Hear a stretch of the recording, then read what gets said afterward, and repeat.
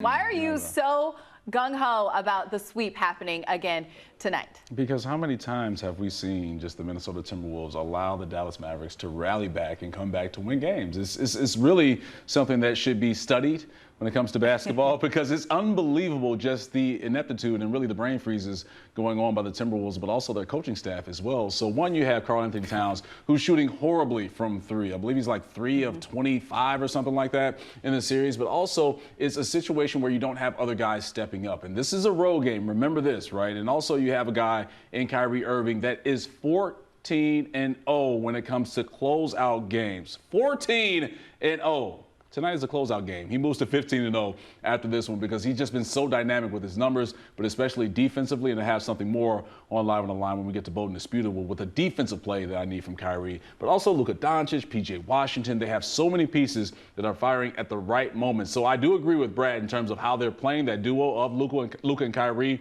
The Timberwolves do not have an answer for them. So unless you decide to like kidnap Kyrie or Luka, that's the only way I can see them winning this one, but it's not happening. So the Mavs get the sweep, and we're getting everybody out of here. Sorry, KG, I know you're on the show, but your T-Wolves are gone.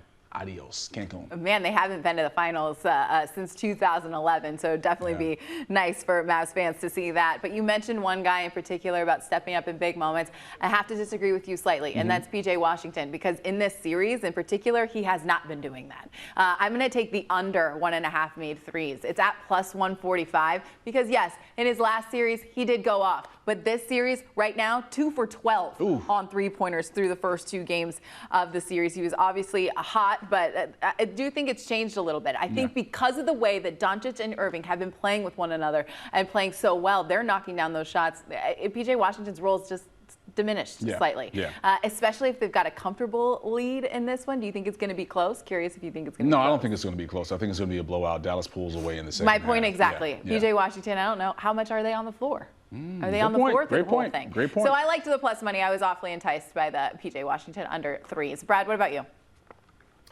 Yeah, I'm going to work a little SGP, guys, and go the unrelated-related strategy approach here. On the related side, I like the dynamic duo to, again, inflict serious damage. So give me Luka 30 or more points, Leinu Maruno, and give me Kyrie to go over his points threshold at 15 in the alt market as well. You look at Kyrie specifically, a guy that's hit on this, 73.3% of his postseason matchups. He's averaging 27.7 points per game in this series. He's shooting over 52% from the floor, over 42% from way downtown. So I think 15 is low-hanging fruit. Same applies to Luka.